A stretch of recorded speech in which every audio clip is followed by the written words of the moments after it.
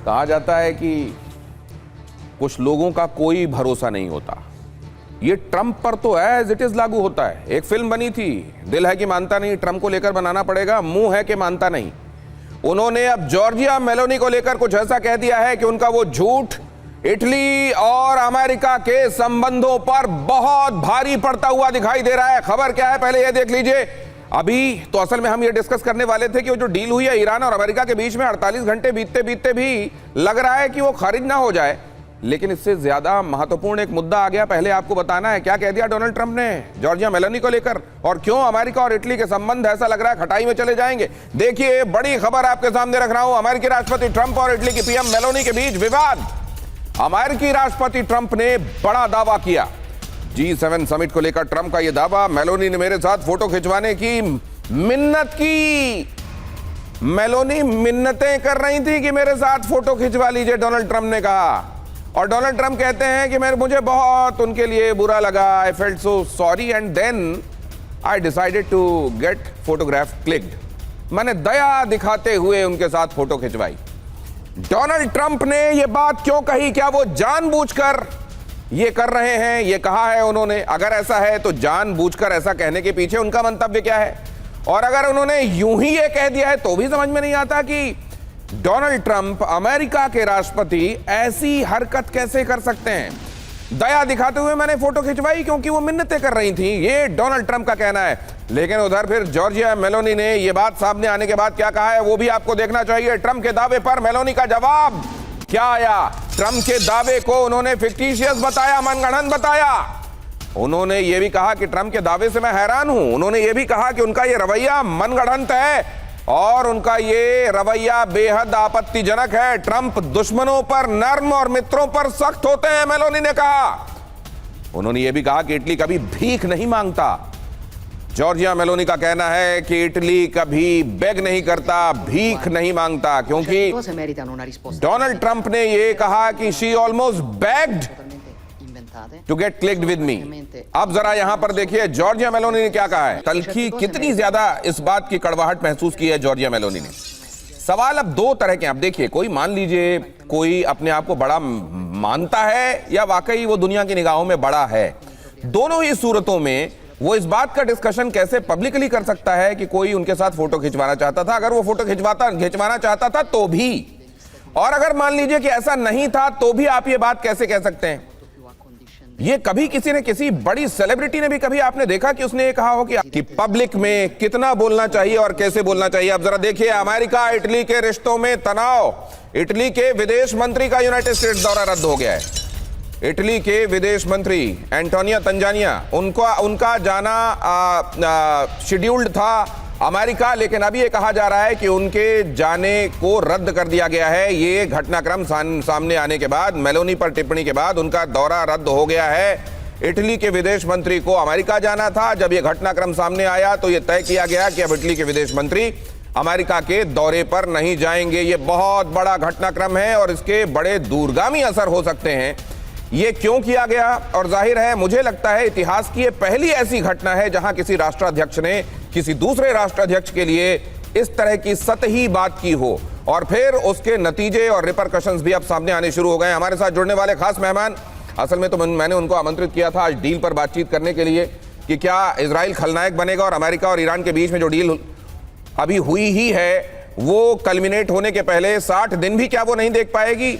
लेकिन यहां पर दूसरा ही मसला हो गया, इसलिए उनके पास इस मुद्दे पर भी जानकारी के लिए मैं जाऊंगा, उनके अपने एनालिसिस के लिए जाऊंगा। दीपक वोरा साहब हमारे साथ जुड़ रहे हैं, भारत के राजदूत रहे हैं कई देशों में। एयर कॉमोडोर कार्तिकेय काले, डिफेंस एक्सपर्ट हमारे साथ आज की इस चर्चा में जुड़ रहे हैं। संजय भारद्वाज, फॉरेन एक्सपर्ट हमारे साथ इस चर्चा का हिस्सा हैं। और मुकेश कौशिक, विदेश मामलों के संदर्भ में सशक्त हस्ताक्षर पत्रकार के तौर पर माने जाते हैं, वो भी हमारे साथ इस चर्चा में। सबसे पहले तो आपसे दीपक सर, ये कभी किसी और राष्ट्राध्यक्ष ने कभी इतिहास में ऐसा किया है, ये जो घटनाक्रम सामने आया? मुझे 53 साल हो गए sir. Thank you very much. कूटनीति में बहुत बहुत धन्यवाद कि इतने सारे आपने एक्सपर्ट्स को बुलाया, उनसे बहुत कुछ सीखूंगा, आपसे भी सीखूंगा। 53 साल में मैंने ऐसा कभी नहीं देखा। ये तो बच्चे करते हैं कि देख वो मेरे साथ खड़ा होना चाहता, लेफ्ट पे या राइट पे हो जाए, इधर हो जाए उधर हो जाए। This is all kinds of rubbish that this fellow talk. By the way, Giorgia Meloni और डोनाल्ड ट्रंप के बीच में बड़ी दोस्ती थी 2025 में, ये गई थी इनॉग्रेशन के लिए और बड़ी स्ट्रेटेजिक पार्टनरशिप की बात होती थी। वो कहते थे कि ये तो नेचुरल एलाइज हैं, दोनों की कंजर्वेटिव पॉलिसीज थी, नेशनलिस्ट पॉलिसी थी, स्ट्रॉन्ग बॉर्डर इमिग्रेशन पॉलिसीज थी, फिर ग्लोबलाइजेशन के साथ इतने खुश नहीं थे, नेशनल सॉवरेंटी पे बहुत जोर देते थे। लेकिन फिर एकदम क्या हो गया? ट्रंप को मालूम नहीं है क्या कहना? Sir please go back. जब वो गाजा पीस डील हुई थी, जब बुलाया था शर्म अल शेख में, एक उसने स्टेटमेंट दी थी, I am the only one who matters. और फिर यहाँ पे G7 में कहता आई एम द बॉस। जब और कोई नहीं कहता तो खुद अपनी तारीफ करनी पड़ती है। You know he is a charming fellow, लेकिन ये अनप्रिडिक्टेबल है सर। मैंने तो देखा है करीब से जब अहमदाबाद आए थे। सो आई ओनली से दैट ये जो शुरू कर दिया इसने मेलोनी के साथ, इटली नहीं, Meloni she is a tough woman, और ये सीधा ये चीजें नहीं लेगी कि आप इटली का अपमान कर रहे हो, मेरा अपमान नहीं कर रहे हो। So I think Donald Trump should understand कि एक ही तो यूरोपियन यूनियन में आपका बहुत सॉलिड फ्रेंड था, इटली, उसको भी आपने दूर कर दिया। फ्रांस और ब्रिटेन तो वैसे ही उसके साथ झगड़ा करते हैं, जर्मनी पसंद नहीं करता, ये बची थी, और इसको भी आपने अलग कर दिया। इमैनुअल मैक्रों का मजाक उड़ाते हैं, वो जॉर्जिया मेलोनी के बारे में जो कहा उन्होंने वो हम डिस्कस कर ही रहे हैं। वो शाहबाज और मुनीर की तारीफ करते हैं, एक को बड़ा मेरा पसंदीदा जनरल बताते हैं और शहबाज के संदर्भ में भी वो तारीफ करते हैं। क्या अमेरिका के राष्ट्रपति की कुर्सी की गरिमा को रसातल में ले जाने का ठेका ले लिया है क्या डोनाल्ड ट्रंप ने? मुकेश कौशिक जी। दिनेश, एक शेर याद आ रहा है आपकी बात से। एक शेर है कि दोस्तों से वफा की उम्मीद है, किस जमाने के आदमी तुम हो। इसको थोड़ा सा मैं बदल के कहता हूं कि डोनाल्ड ट्रंप से विनम्रता और गरिमा की उम्मीद है, किस जमाने के एंकर तुम हो। दरअसल डोनाल्ड ट्रंप ने अपनी डिप्लोमेसी की तमाम सीमाएं पहले दिन से ही तोड़ी हैं, और वो एक दुनिया को बताना चाहते हैं, मैं तो वो बोलूंगा जो मेरे मन में है। और वो इसलिए बोल पाते हैं ये बातें क्योंकि वो अफोर्ड कर ले रहे हैं। वो दुनिया की सबसे बड़ी ताकत के सबसे सुपरमैन व्यक्ति हैं, और वो अपने बयानों से, अपनी हरकतों से, और अपने किसी भी, वो सोचते बाद में हैं, बोलते पहले हैं, वो करते पहले हैं, उसको समेटते बाद में हैं, क्योंकि उनको ये बताना है कि अमेरिका इज ग्रेट अगेन। और ये हर व्यक्ति का अलग अलग तरीका होता है। वो अगर कोई व्यक्ति ग्रेट होता है तो उसको जताने के तरीके ग्रेट अलग होते हैं, लेकिन तो अगर कोई व्यक्ति मतलब डोनाल्ड ट्रंप को ये खास तौर से दूसरे कार्यकाल में जो आप देख रहे हैं, ये जो आपने शेर सुनाया, तो क्या आपके लिए अब ये कोई भी बात हैरान कुन नहीं होती? अब आपको इसमें से कुछ भी हैरानी भरा नहीं लगता? कोई हैरानी मुझे नहीं होती है, बल्कि ये होता है कि ये दुनिया किस व्यक्ति के हाथ में है, सुपर पावर किस व्यक्ति के हाथ में है, ये अमेरिका को सोचना है, ये भारतीयों को नहीं सोचना है। अब ये अगर ऐसा हुआ है, और जिसका जिक्र अभी किया जा रहा था कि जिनके साथ स्ट्रेटेजिक पार्टनरशिप की और प्रगाढ़ दोस्ती की और साथ में मिलकर क्या क्या करेंगे की बात हो रही थी, अब ये बयान सामने आया और यहां देखा जा रहा है कि ये ऑल टाइम लो पर जा सकते हैं दोनों देशों के रिश्ते। तो इसको कार्तिकेय काले सर आप कैसे देख रहे हैं? देखिए, अगर मैं military analyst point of view से बात करूं तो बड़ा क्लियर है कि जो इटली ने सपोर्ट नहीं किया यूनाइटेड स्टेट्स को ईरान और यूएस के वॉर में, वो एक प्रिंसिपल चीज़ जो कभी चुभ जाती है ना लोगों को, तो मेरे ख्याल से वो बहुत बुरी तरह से ट्रंप को चुभी हुई बात है। और उनको जब मौका मिला G7 में इटली में जाके कुछ करने का, तो उन्होंने डेफिनेटली कुछ कर दिया अपनी तरफ से। ऑफ कोर्स ये बहुत ही एक ओछा बयान है, एक छोटा बयान है, और यूएस के प्रेसिडेंट को ये बिल्कुल शोभा नहीं देता है। इनफैक्ट किसी भी देश के प्रेसिडेंट को ये शोभा नहीं देता है कि इस तरह का बयान करे। परंतु मेरे ख्याल से देखिए, ऐसा है, इटली और यूएस जो है एक स्ट्रॉन्ग मिलिट्री और स्ट्रेटेजी। सर मैं आपको बीच में रोककर एक बात कह रहा हूं। प्रधानमंत्री नरेंद्र मोदी ने अभी 2 दिन हुआ कि एक बात, बहुत महत्वपूर्ण बात कही थी कि इस समय भरोसे का संकट सबसे बड़ा संकट है। अब आप ये बताइए कि अगर राष्ट्राध्यक्षों को लेकर आप इस तरीके से सार्वजनिक रूप से बातें कहेंगे तो ये भरोसे का संकट तो मुझको लगता है 7वें सोपान में ले गए ये डोनाल्ड ट्रंप। देखिए आप इसको ऐसे देखिए ना, उनकी डील में ही बिल्कुल भरोसे का बिल्कुल संकट है। उनकी जो 60 दिन की डील है उस पर ना रिपब्लिकन्स भरोसा कर रहे हैं, ना डेमोक्रेट्स भरोसा कर रहे हैं, ना खुद ईरान भरोसा कर रहा है, ना यूनाइटेड स्टेट्स के लोग भरोसा कर रहे हैं, केवल वो ही बोल रहे हैं। तो उसी प्रकार से उन्होंने अपनी जो इमेज बनाई है, जैसे कि अभी हमारे एक स्पीकर ने भी बोला कि जो इमेज बनाई है वो इमेज बिल्कुल भरोसे के लायक नहीं। तो अगर ऐसा है तो संजय भारद्वाज जी, कौशिक साहब की बातों से तो ये लग रहा है कि now this is going to be the new normal. अब सारे देशों को डोनाल्ड ट्रंप के इस न्यू नॉर्मल के साथ रहना पड़ेगा क्या? देखिए ये जो बिहेवियर है ये कोई एक स्टेट्समैन का बिहेवियर नहीं है। आप मान के चलिए कि जिस तरीके की बचकाना स्टेटमेंट्स आते हैं, लेकिन ये बात कोई नई बात डोनाल्ड ट्रंप के नहीं है। उस तरीके का राष्ट्राध्यक्ष या कोई भी एक्टिविटीज़, आप ये देखिए कि वो डील 19 को एक सेरेमोनियल डील होती, उस डील को आपने बैठ के ऐसे एक दिन पहले ही आपने साइन कर दिया। यानी कि आप हर चीज़ को कैजुअल ले रहे हैं। You are not a statesman, you are a businessman. और बिजनेसमैन में मुझे नहीं लगता कि आप किन कैलकुलेशंस के माध्यम से काम करते हैं। आपने बिल्कुल सही कहा कि पाकिस्तान में जब आसिफ मुनीर के साथ बैठ के वो कॉफ़ी पी रहे हैं, उस चीज़ को सेलिब्रेट कर रहे हैं, तो आप लेवल देख सकते हैं कि अमेरिका जो एक सुपर पावर है, जो एक दुनिया को लीड करता है, उसका लीडर कैसा है। वो भी सेकंड टाइम अमेरिकन्स ने उसको चुना है। तो ये बात मान के चलिए कि उन्होंने उस गरिमा को ख़त्म कर दिया। और बहुत सारे एविडेंसेस, बहुत सारे इंस्टेंसेस आपको देखने को मिलते हैं कि इस तरीके के कैजुअल जो इनका बिहेवियर है, ये अमेरिका और मैं कहूँगा कि दुनिया के लिए एक अच्छा टेस्ट नहीं है। और इनको मुझे लगता है सीखना चाहिए। मोदी जी कितना गंभीर रहते हैं। उन्होंने कहा कि जो ट्रस्ट डेवलप करना चाहिए, जो ट्रस्ट डेफिसिट हो रहा है, लेकिन इस तरीके की कैजुअल स्टेटमेंट आएगा, वो भी एक इम्पॉर्टेंट यूरोपियन पार्टनर का जो यूरोपियन कंट्री है और इनके आइडियोलॉजिकली एकदम कन्वर्जन ऑफ इंटरेस्ट है। हर तरीके से अमेरिका के साथ इटली रहा है। उस तरीके के स्टेटमेंट्स मुझे लगता है कि वो कहीं ना कहीं, वो बहुत सारी जगह, अभी आप देखिए कि इजराइल के साथ क्या कर रहे हैं। इजराइल को आपने बिल्कुल आउटराइटली उसको एकदम गोद में बैठा लिया, और अब आप इजराइल को साइडलाइन कर दिया। अब आप ईरान के साथ में घुटने टेक के बातें कर रहे हैं। यानी कि बहुत कोई इनकन्सिस्टेंसी इनके बिहेवियर में लगती है। और ये अमेरिका के राष्ट्रपति के लिए शोभा नहीं देता। मैं तो कहता हूँ पूरी अमेरिका की माइंड। लेकिन बहुत सारे लोग तो ये कहते हैं सर कि there is always a method to Donald Trump's madness. क्या वाकई कोई मेथड है इसमें? क्या वाकई ये वाली बात है कि इधर माई वे और हाईवे, या तो मेरी बात मानो या आने वाले दिनों में कब कहां कैसे मैं तुम्हारा उपहास उड़ाऊंगा और तुमको नीचा दिखाऊंगा, इसके लिए तैयार रहना। जॉर्जिया मेलोनी अकेली नहीं है। अभी बीबी को लेकर, बेंजामिन नेतन्याहू को लेकर उन्होंने क्या कहा था? एफ वर्ड का मैं इस्तेमाल नहीं कर सकता, ये पारिवारिक रूप से देखा जाने वाला शो है, तो ये फैमिली शो में डिस्कस नहीं किया जा सकता। लेकिन उन्होंने कहा यू आर एफ क्रेजी, तुम बिल्कुल पागल हो। एफ वर्ड का इस्तेमाल सार्वजनिक रूप से। इससे पहले मेलोनी को लेकर उन्होंने कहा था कि मुझे लगता था उनमें साहस है, लेकिन मैं गलत था। क्या लोग उन्हें पसंद करते हैं? मुझे भरोसा नहीं हो रहा है। जॉर्जिया मेलोनी को लेकर यह तल्खी पहले भी उन्होंने दिखाई थी। Keir Starmer, United Kingdom PM, great stupidity, this is not Winston Churchill, ये कहा उन्होंने। उन्होंने एमेनुअल मैक्रो को लेकर तो मजाक तमाम जगहों पर उड़ाए। फिर एक बार कहा कि उनकी पत्नी को लेकर उन्होंने मजाक उड़ाते हुए कहा, still recovering from the right to the jaw, treated extremely badly by his wife. फिर मार्क कार्नी को लेकर कनाडा के पीएम को उनको यह कहकर कि ये अमेरिका के ही एक राज्य के गवर्नर हैं, उससे ज्यादा कुछ नहीं, ये कहकर उनको चढ़ाया था।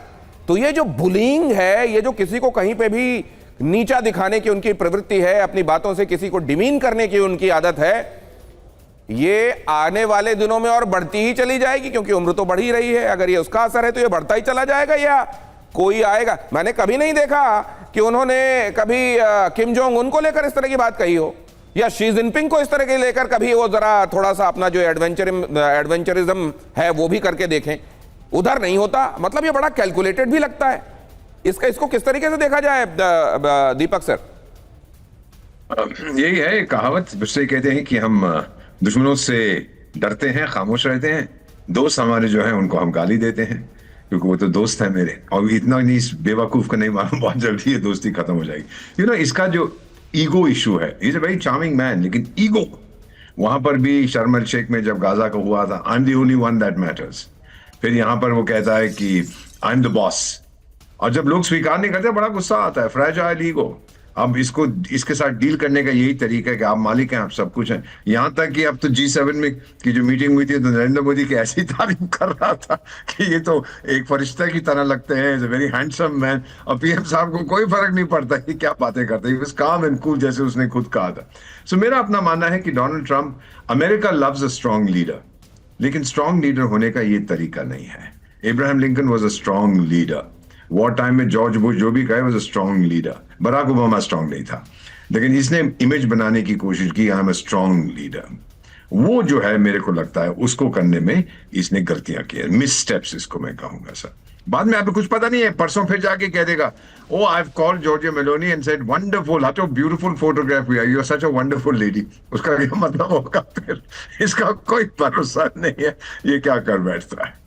So you know, this is my understanding. Unpredictability को इसने अपना एक हथियार बना दिया है कि आज मैं आपसे मोहब्बत कर रहा हूं डार्लिंग डार्लिंग, ये मत सोचिए कि मैं हमेशा के लिए आ गया हूं। मुन्नी को बता तो दिया, पिंजड़े वाली मुनिया को, वो तो ना जिनीवा जा रहा है ना कुछ करने, वहां तो अपना स्विस बैंक में अकाउंट देखने जा रहा था, वो भी खत्म हो गया।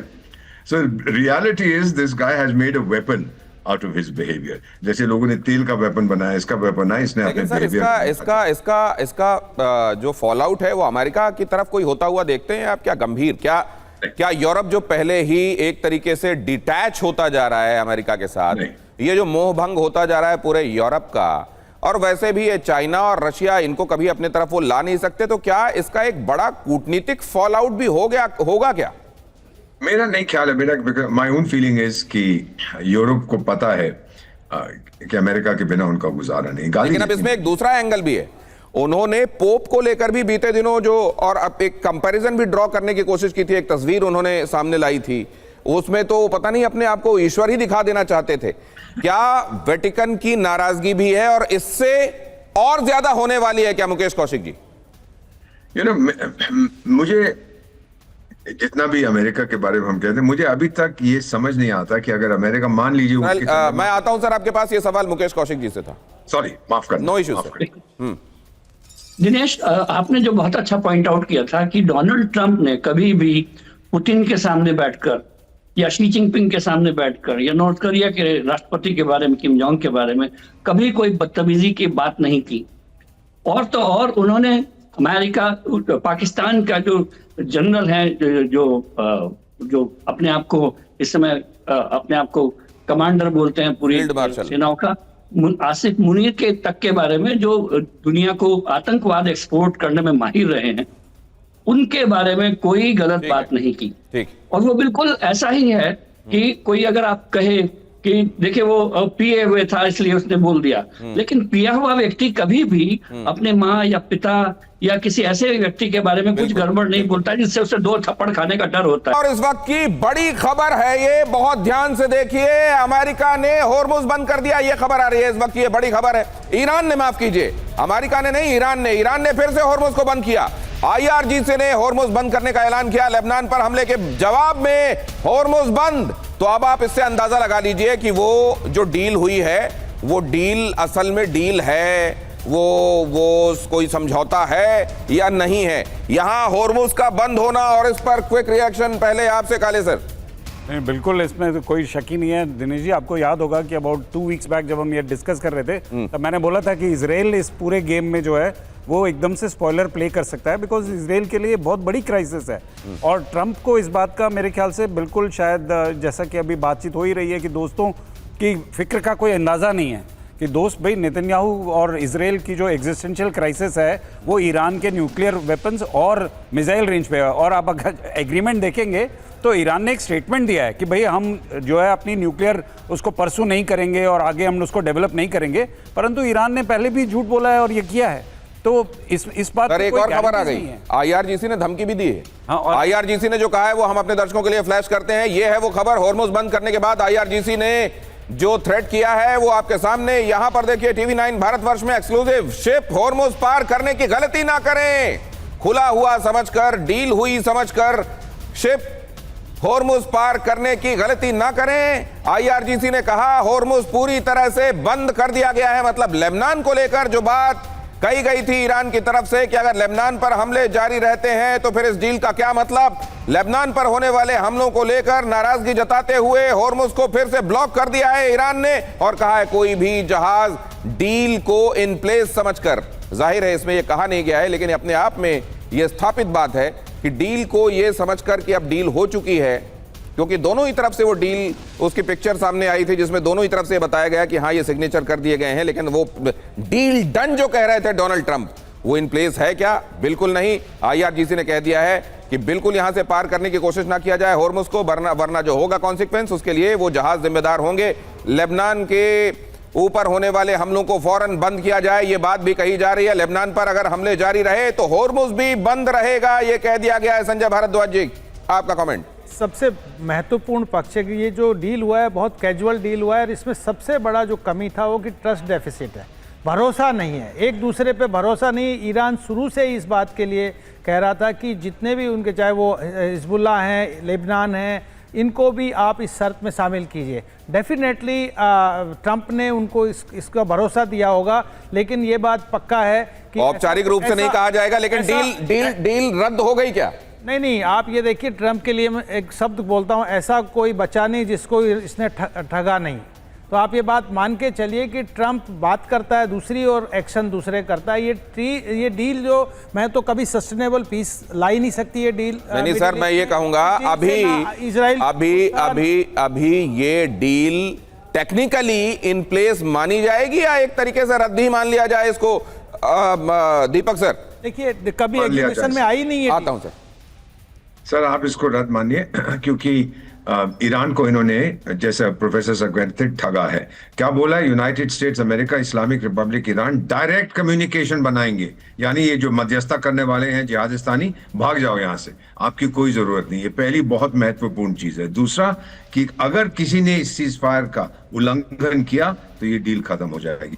अब मैं आपको पढ़ के सुना देता हूं सर, कुछ ही घंटे पहले इजराइल के रक्षा मंत्री Israel cats, sir Donald Trump की भी धमकी आ गई है, वो भी बता देता हूं आपको। डोनाल्ड ट्रंप ने क्या कहा है, जरा वो भी फ्लैश कीजिए। डोनाल्ड ट्रंप ने कहा, अभी ईरान को धमकाया। डोनाल्ड ट्रंप ने कहा समझौते की जल्दी हमें नहीं थी। ट्रंप ने कहा, ट्रंप असल में यह साबित करने में लगे हुए हैं कि हम डेस्परेट नहीं थे डील के लिए। और जब ये बताना पड़े आपको दुनिया को कि हम डेस्परेट नहीं है, तो दुनिया समझ जाती है कि कौन डेस्परेट है, कौन डेस्परेट नहीं है। तो डोनाल्ड ट्रंप की कई बातें ऐसी हैं जो ये साबित करती हैं कि क्या वो इस समय जो तमाम स्टेटमेंट्स और हरकतें कर रहे हैं, क्या वो बचकानी हैं या नहीं है। अब वो कह रहे हैं कि हम इसके लिए डेस्परेट नहीं है, हमें समझौते की कोई जल्दी नहीं थी। डोनाल्ड ट्रंप ने ईरान को धमकाते हुए ये बात कही है। लेबनान पर इजराइल ने हमले रोके नहीं हैं, इजराइल लगातार लेबनान पर हमले कर रहा है। ईरान ने यह कहा था कि लेबनान पर भी हमले रुकने चाहिए। डोनाल्ड ट्रंप ने भी इजराइल से कहा था कि हमले रुकने चाहिए, इनको फौरन बंद करो, लेकिन इजराइल ने डोनाल्ड ट्रंप की सुनी नहीं। ईरान ने हॉर्मुज को ब्लॉक कर दिया। डोनाल्ड ट्रंप इजराइल को कुछ कह नहीं सकते, उन्होंने कहा हमको कोई डेस्परेशन नहीं है, कोई बात नहीं अगर हॉर्मुज को ब्लॉक कर दिया। ये डोनाल्ड ट्रंप इस वक्त कह रहे हैं। सैनी साहब, आपकी प्रतिक्रिया? इजराइल ने यह बता दिया है कि अगर उसकी स्कीम ऑफ थिंग्स के हिसाब से अमेरिका चलेगा तो वेलकम, और नहीं तो भीड़ कम।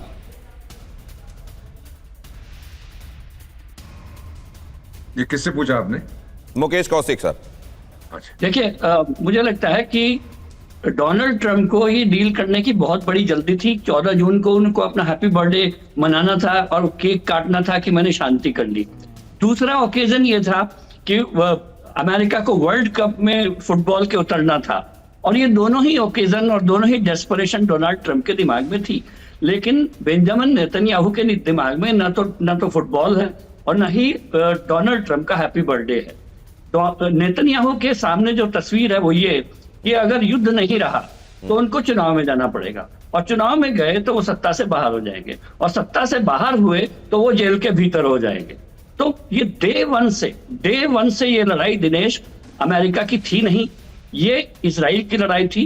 जैसे कि बेगानी शादी में अब्दुल्ले दीवाने हुआ करते हैं, वैसे ही बेगानी लड़ाई में ट्रंप दीवाने थे। अमेरिका में इसके लिए बहुत बड़ी कॉन्स्टिट्यूएंसी है लड़ाई की, वॉर मॉन्गरिंग वहां पर बहुत है, और वहां उनके पास इतना असला इकट्ठा हो चुका है, वो पूरी दुनिया को ध्वस्त करने पर आमादा है। 110 दिन की लड़ाई में 7,500 लोग मरवाकर 162 लाख करोड़ का नुकसान करके अमेरिका की 10 लाख मिसाइलों को तबाह करके ये शांति हासिल हुई, और वो शांति जो एक दिन भी नहीं चली। वॉर मॉन्गरिंग अमेरिका का नेचर है, और ये जो किया जा रहा है उसके पीछे वजह क्या है? क्या वाकई इसके पीछे फीफा वर्ल्ड कप वाला मसला था? क्या इसके पीछे वाकई डोनाल्ड ट्रंप का बर्थडे वाला मसला था? या एक मसला और था कि पूरी दुनिया के मार्केट ये हमेशा का, हर हफ्ते का, नहीं पीस होने वाली है, नहीं हम हमला कर देंगे, नहीं हम पीस होने वाली है, नहीं हम हमला कर देंगे। तो दुनिया भर के मार्केट को मैनिपुलेट कर रहे थे जो डोनाल्ड ट्रंप। अब ये प्रिडिक्टेबल हो गया था। तो शायद उनके किसी सलाहकार ने कहा होगा कि अब इसको भरोसेमंद बनाने के लिए आपको डील का पेपर वहां तक तो पहुंचना पड़ेगा, सिग्नेचर करना पड़ेगा, क्योंकि अब लोगों में प्रिडिक्टेबिलिटी आ गई है कि आप ये कर रहे हैं। तो उन्होंने कहा अच्छा ठीक है, इस बार भरोसा उसको और बढ़ाने के लिए चलो इस बार दस्तखत ही कर देते, तोड़ने में क्या, हम तो तोड़ना हमको आता ही है। क्या वो हुआ है एमएस वोरा? 100%। अभी जो आपने डोनाल्ड ट्रंप ने जो नई धमकी दी है उसके बारे में कहा है, अकॉर्डिंग टू द MOU के अंतर्गत ईरान ने तो खोल दिया था straight of Hormuz, immediately shut दिया था। अमेरिका ने क्या किया, उसके युद्धपोत वहीं बैठे हुए हैं, एक सिपाही उसका वापस नहीं गया। और अब इजराइल कैट्स जो डिफेंस मिनिस्टर है, मैं आपको पढ़ के बता देता हूँ, प्राइम मिनिस्टर और मैंने फैसला किया है, हमने अपनी फौज को कहा है तैयार हो जाओ for an operation against Iran, जितनी जल्दी हो सके तैयार हो जाओ, सब कुछ तैयार है, बस हमारी इजाजत का इंतजार करिए। क्या मतलब है इसका सर? ये डिफेंस मिनिस्टर कह रहा है कि तैयार हो जाओ ठोकने के लिए ईरान को। Let's see what happens. और मेरा अपना मानना है कि ये डील स्याही सूखी भी नहीं थी इसके ऊपर, ये डील मर गई थी सर। ये मैंने कई बार देखा अपनी जिंदगी में, कई डील्स में तो मैंने भी हिस्सा लिया। नो भरोसा, जीरो भरोसा, तो फिर कैसे होगा समझौता? जब भरोसा ही नहीं तो समझौता कैसे? और क्या इजराइल सोच रहा है और बेंजामिन नेतन्याहू क्या सोच रहे हैं, वो बात भी अभी सैनी साहब ने बताई। इसकी और थोड़ी सी इसके थोड़े और मतलब समझेंगे। IDF की बमबारी, सीरिया सीमा के पास हिजबुल्लाह के ठिकानों पर हमला, रणनीतिक रूप से महत्वपूर्ण सप्लाई लाइन पर बमबारी की गई है। ये जो बड़ा हमला हुआ, अब एक बात और समझ में नहीं आती, कई एक्सपर्ट्स इसको इंटरप्रेट कर रहे थे कि मिड टर्म इलेक्शन तक शायद डोनाल्ड ट्रंप इजराइल को भी गो स्लो के लिए कह देंगे, कहेंगे हाथ हल्का रखना। लेकिन इजराइल तो वो सुनने के लिए तैयार नहीं है, वो भी वहां हाथ हल्का करने के बजाय देखिए किस तरीके के हमले हो रहे हैं। कार्तिकेय काले सर, ये ऐसा क्यों है? क्या मिड टर्म वाली बात कम्युनिकेट नहीं कर पाए क्या बेंजामिन नेतन्याहू को डोनाल्ड ट्रंप? नहीं, आई थिंक मैं तो खैर इंसिस्ट कर रहा हूँ, जहाँ तक मैं इजराइलीज को जानता हूँ और जब तक हमारा इंटरेक्शन रहा है इंडियन एयरफोर्स के थ्रू, तो मैं समझता हूँ कि जो उनके लिए इम्पेरेटिव है, जो उनके लिए इम्पोर्टेंट है, वो उसको अचीव करके रहेंगे। देखिए, वो एक छोटा देश है, ईरान ने अपने मिसाइल्स वहाँ टेस्ट कर लिए हैं। अब जो नेक्स्ट वेव, अगर ईरान के साथ उनकी लड़ाई होती है तो इसमें इजराइल के बहुत जो सीख मिली है, जो मिलिट्री सीख ईरान ने ली है इस लड़ाई के बाद, अगर उनके मिसाइल फोर्स को कम नहीं किया जाता और न्यूक्लियर एसेट्स को फ्रीज नहीं किया जाता, वो डेफिनेटली इजराइल के अगेंस्ट वो यूज़ होगा। तो आप इस बात की गारंटी ना डोनाल्ड ट्रंप दे सकते हैं और कोई और नहीं दे सकता, केवल शायद इजराइल के सुप्रीम कमांडर्स ही दे सकते हैं, ईरान के सुप्रीम कमांडर्स ही दे सकते हैं। तो इजराइल का जो सॉल्यूशन है वो यही है कि जो दुश्मन है उसको ख़त्म किया जाए। और मैंने 2 वीक पहले भी बोला था कि Israel will continue this war, जहाँ तक मेरी मिलिट्री अंडरस्टैंडिंग है। बाकी भाई मैं क्या कह सकता हूँ। मैं आपको खैर ये बात सच है कि हमेशा कार्तिकेय काले साहब ये कह रहे थे कि इजराइल मानने वाला नहीं है, लेकिन बहुत सारे एक्सपर्ट्स का मानना यह था कि देखिएगा मिड टर्म तक किसी तरीके से ये लंगड़ा कर डील चलेगी और उसके बाद आप देखेंगे कि वो ध्वस्त हो जाएगी। लेकिन ये तो वहां तक भी नहीं पहुंची। अगली खबर देखिए, युद्ध विराम के बाद लेबनान के अंदर सबसे बड़ा हमला हुआ है। नबातीह में कई इलाकों पर बमबारी हुई है। हिजबुल्लाह के 15 से ज्यादा लड़ाके ढेर कर दिए गए हैं, रिपोर्ट्स ऐसा बता रही हैं। हिजबुल्लाह के कई ठिकाने पूरी तरह जमींदोज कर दिए गए हैं। तो इसमें अब आगे क्या होने वाला है? संजय भारद्वाज जी, क्या अमेरिका कह देगा कि अब देखो अपना खाओ और अपना बिल भरो, तुमको अगर लड़ना ही है तो जाओ, हम तुम्हारे साथ नहीं आएंगे? देखिए, मुझे लगता है पहले भी ये ट्रस्ट जो आप कह रहे हो कि नेतन्याहू को कन्विंस कर लेंगे और इजराइल मिड टर्म तक अमेरिका को समझने की कोशिश करेगा, मुझे नहीं लग रहा था। क्योंकि जब आप डील किया और MOU किया, उसमें जो स्टेक होल्डर्स हैं, इजराइल है, बाकी मिडिल ईस्टर्न कंट्रीज़ हैं, आपने उनको शामिल ही नहीं किया, तो मुझे नहीं लग रहा था कि ये डील कहीं भी एग्जीक्यूट हो पाएगी, इम्प्लीमेंट हो पाएगी, पहली बात। दूसरी बात, देखिए, मुझे लगता है अमेरिका और ट्रंप पहले ही लॉस्ट कर चुके हैं अमेरिका के अंदर। उनकी आज तक की जो भी पॉलिसीज रही, ये डील हुआ या आप टैरिफ रेजीम हुआ या आप उनका मागा जो पॉलिसी था या रशिया पुतिन पॉलिसी था, कहीं पर भी सफलता मिली तो रिपब्लिकन्स तो पहले ही ग्राउंड खत्म कर चुके हैं, वो पहले ही 30% से नीचे आ चुके हैं। इसलिए ये कोई वो नहीं था। पर निश्चित रूप से मुझे लगता है कि ट्रंप यहाँ कोई बिजनेस देख रहे थे पूरा मिडिल ईस्ट में और ईरान में भी। मुझे लगता है जिस तरीके का वो एक एंगेज करने का कोशिश कर रहे थे, वो बेपरवाह थे कि जो मिडिल ईस्ट के दूसरे एक्टर्स हैं। पर मुझे लगता है अगर कॉन्स्टिट्यूशन में परिवर्तन हो जाए और ट्रंप को तीसरा टेन्यूर मिल जाए तो अमेरिका को पूरा तबाह कर देंगे। इनको बहुत अच्छा मौका मिलेगा और अमेरिकन भी यही चाहते हैं कि ट्रंप के माध्यम से इनकी अंत्येष्टि कर दी जाए अमेरिका की। क्या इसी तरीके से डोनाल्ड ट्रंप जैसे कहते हैं निरंकुश तरीके से अपना काम करते चले जाएंगे, या अमेरिका में अब वो घड़ी आने वाली है जहां डोनाल्ड ट्रंप को रोका जाएगा और वहां ऐसे प्रोविजंस हैं जो डोनाल्ड ट्रंप के पैरों में बेड़ी का काम करेंगे, उसको भी समझेंगे। लेकिन जरा पहले देखिए, पूरे लेबनान को दहलाने की तैयारी में इजराइल। लेबनान में येलो लाइन के पार हमलों की परमिशन। लितानी नदी से आगे के इलाकों में भी ग्राउंड ऑपरेशन। आईडीएफ पर हिजबुल्लाह के हमलों के बाद बड़ा फैसला। इजराइल के C14 न्यूज चैनल का दावा, तो लिटानी लिवर से आगे जाकर मतलब एक बड़ा बफर जोन क्रिएट करना, या ये समझ लीजिए कि ग्रेटर इजराइल वाली जो बात की जा रही है उसको एक तरीके से चरितार्थ करने की तरफ बेंजामिन नेतन्याहू आगे बढ़ रहे हैं। क्या जेडी वैंस की जो स्विट्जरलैंड यात्रा थी वो टल गई है। व्हाइट हाउस ने दौरा रद्द होने की पुष्टि की है। ईरान के खड़े रुख के बाद अमेरिकी प्रशासन का यह फैसला है। अब वॉशिंगटन से ही वार्ता की निगरानी करेंगे जेडी वैंस। शीर्ष नेताओं की अनुपस्थिति से शांति वार्ता पर संशय। तो बीते दिनों की जो कवायद थी वो पूरा नील माना जाए क्या, और क्या कल मार्केट्स में ये सब रिफ्लेक्ट भी करने लगेगा क्या? कुछ दिनों से मार्केट में जो आप खुशहाली देख रहे थे और हरियाली देख रहे थे वो यहीं तक थी क्या, और कल ये सब सामने आ जाएगा क्या? और या फिर वीकेंड होते होते फिर उम्मीद जगेगी, एक नया पेपर निकाला जाएगा, कहा जाएगा ये है असली वाली डील। क्या होने वाला है मुकेश कौशिक जी? मुकेश कौशिक जी, आवाज आ रही है क्या आपको? आप सवाल सुन पाए मेरा?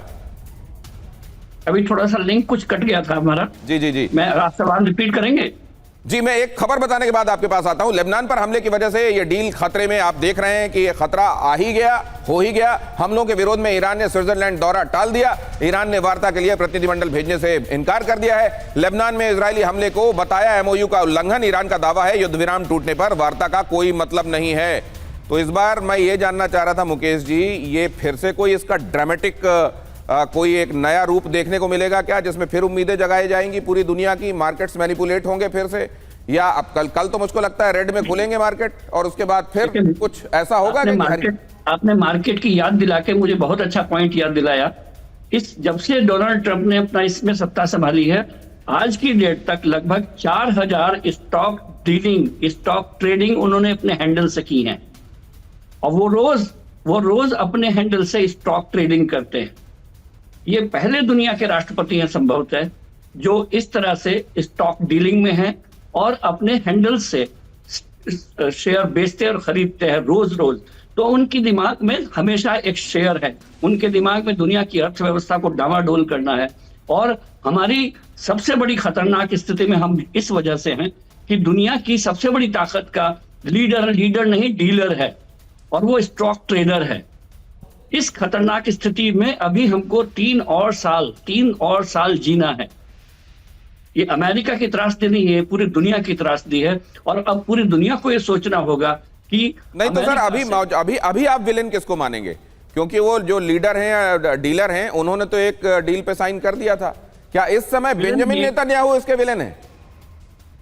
हो सकता है दोनों में आपस में सटपट है, एक दूसरे में इतनी अच्छी से उनका तालमेल है कि वो जब चाहते हैं युद्ध रुकवा सकते हैं, जब चाहते हैं फिर से युद्ध चालू करा सकते हैं। के सामने रख रहा हूं। और अब इसका नतीजा क्या हुआ है? जेडी वैंस का स्विट्जरलैंड दौरा रद्द हो गया है। लेबनान पर लगातार हमले हो रहे हैं और बड़े हमले हो रहे हैं। उधर ईरान ने भी अपना प्रतिनिधिमंडल भेजने से मना कर दिया है। होर्मुज तो अभी आपको मैंने जानकारी दी ही, होर्मुज को पूरी तरीके से बंद बता दिया है ईरान ने। कहा है अब कोई जहाज यहां से नहीं गुजरेगा। तो ये जो बीते दिनों पूरी दुनिया को ये उम्मीद लग गई थी कि चलो, ये लग रहा था कि सत्यानाश की तरफ ना चला जाए, चलो लग रहा है पटरी पर आ जाएगा, ये बहुत जबरदस्त एंटी क्लाइमेक्स हुआ है। थोड़ा सा भरोसा जो बन रहा था, एक बड़ा ट्रस्ट डेफिसिट सामने। मुझको तो अब ये लगता है कि आने वाले दिनों में अगर हाथों में धार्मिक पुस्तकें लेकर और पवित्र नदियों में खड़े होकर भी कस्में खाई जाएंगी कि अब नहीं होगा, तो लोगों को भरोसा नहीं होगा। संजय भारद्वाज जी 20 सेकंड। ये तो जो स्विट्जरलैंड में अब आज मिलने वाले थे वही खत्म कर दिया। तो मुझे लगता है ट्रंप साहब एक नया दाव खेलेंगे, तांबे के सिक्के चलाएंगे ये, और उस तांबे के सिक्के से अमेरिका पूरा राज करेगा। मुझे लगता है ये शी जिनपिंग से डील कर गए कि हम अमेरिका को बर्बाद कर रहे हैं, आप सुपर पावर बनिए। और इस तरीके की जो इनकी जो पॉलिसीज हैं, जो चाल है, जिस तरीके से कैजुअली ये साइन कर रहे हैं कि आपने एक दिन पहले MOU साइन कर दिया, नेक्स्ट डे आप हॉर्मुज को, मतलब कहीं पर भी कोई भी ईरान को आप कॉन्फिडेंस में नहीं ले पाए, इजराइल को आप कॉन्फिडेंस में नहीं ले पाए। बाकी तो सर कहीं ऐसा तो नहीं है जो मुकेश जी जिसकी अभी तरफ इशारा कर रहे हैं, कहीं ये दोनों मिलके तो नहीं अब ऐसा कर रहे हैं कि मैं डील बनाने की तरफ बात करूंगा और तुम इसको बिगाड़ते रहना। देखिए जरा यहां पर क्या कहा है, इजराइल की तरफ से क्या कहा गया। अमेरिका की तरफ इजराइल की एक बड़ी चेतावनी, अपनी सुरक्षा से हम कोई समझौता नहीं करेंगे, अकेले खड़ा होना पड़ा तो उसके लिए भी तैयार है इजराइल ने कहा। नेतन्याहू ने कहा इजराइल अकेले ही लड़ने के लिए तैयार है। बेंजामिन नेतन्याहू ने कहा 80 साल से दुश्मनों से लड़ रहा है इजराइल। नेतन्याहू ने यह बात भी कही।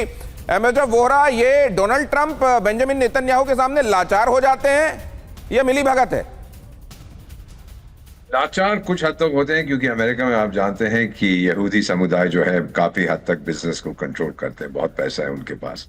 लेकिन सच्चाई ये है कि नेतन्याहू नहीं पीछे हटेगा सर, जैसा उसने सही बात कहा। 3 बार तो वो लड़ चुका है अपने अस्तित्व के लिए। 48 में जब उसका क्रिएशन हुआ था, उसके बाद 67 वॉर में, फिर 73 में भी बीच में एक दूसरे को ठोकते रहते हैं जब मौका लगे। वो पीछे नहीं हटेगा सर, उसको सिक्योरिटी चाहिए। छोटा सा देश है, 1 करोड़ की भी आबादी नहीं है। फाइनली जो हम भरोसे की बात कर रहे थे और वफादारी की बात कर रहे थे, अंतरराष्ट्रीय मामलों में अगर आपको भरोसा या वफादारी चाहिए तो कृपया बाजार से कुत्ता खरीद लाइएगा, तभी आपको मिलेगी, नहीं तो नहीं मिलेगी। सर आज जो खबरें हमने देखी और आपने कुत्ते के लिए भी बात कह दी, तो मुझे रहीम दास जी का एक दोहा याद आ रहा है सर, कि रहीमन ओछे नरनते बैर भली ना प्रीत, काटे चाटे स्वान के दो भांति विपरीत।